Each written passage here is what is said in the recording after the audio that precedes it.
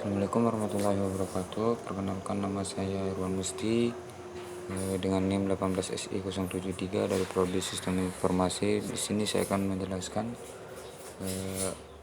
pertanyaan yang telah dikasih Bu dosen pada matkul manajemen risiko. Yang pertama itu sumber risiko dan ranking risikonya.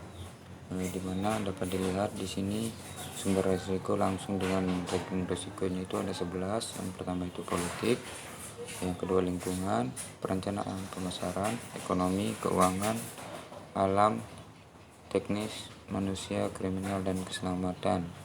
Yang selanjutnya itu menahan risiko atau mentransfer risiko. Ketika perusahaan yang kita kelola itu mendapatkan sebuah bencana itu bencana terjadi, contohnya kebakaran gedung dan mengakibatkan kerugian bagi perusahaan. Di sini saya akan membandingkan antara mentransfer risiko atau menahan risiko. Jika permasalahannya itu seperti ini, saya lebih baik akan mengambil untuk menahan risiko. Kenapa?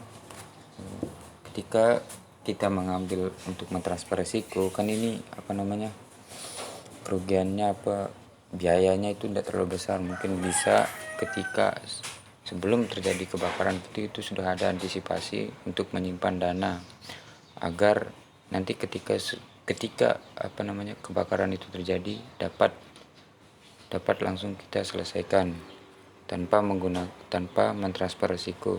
Karena kita tahu mentransfer risiko itu tidak akan jauh dari asuransi.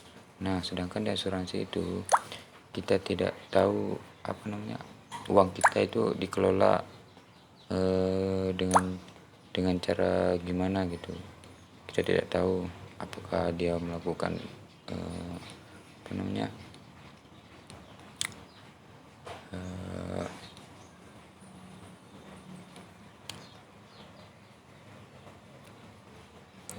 uang kita digunakan investasi atau gimana, kita tidak tahu kan. Makanya lebih baik, karena ini kerugiannya itu tidak terlalu besar, lebih baik kita memakai untuk menahan risiko.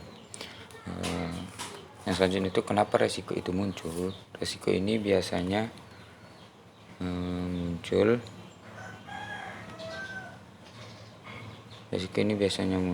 karena faktor pelaku bisnis itu sendiri.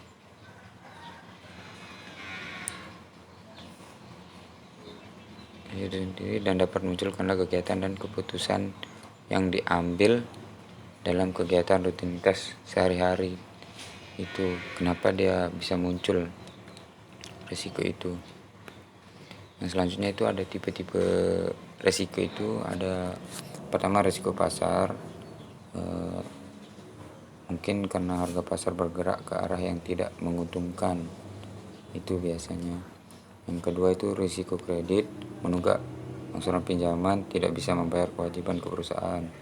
Risiko perubahan tingkat bunga, yaitu tingkat bunga perubahan mengakibatkan kerugian pada portofolio perusahaan. Risiko operasional yaitu kerugian yang terjadi melalui operasi perusahaan, atau misal sistem yang gagal atau serangan teroris. Yang selanjutnya itu risiko kematian. Manusia itu bisa mengalami kematian dini lebih cepat dari usia kematian wajar. Yang selanjutnya itu risiko kesehatan. Manusia itu pasti akan terjangkit penyakit. Yang selanjutnya itu risiko teknologi. Perubahan teknologi mempunyai konsekuensi negatif terhadap perusahaan. Selanjutnya risiko bencana. Ini yang kita tidak bisa tebak, itu bencana terjadi karena faktor alam dan faktor manusia. Secara umum bencana menimbulkan risiko. Selanjutnya itu pengertian tentang manajemen risiko itu sendiri, yaitu manajemen risiko adalah bagian yang tidak dapat terpisahkan dari proses manajemen untuk mengidentifikasi potensi-potensi risiko yang dihadapi perusahaan beserta langkah-langkah mitigasi atau mengeliminasi dampak dari risiko. Perusahaan berkewajiban untuk mengelola risiko secara konsisten dan berkesinambungan.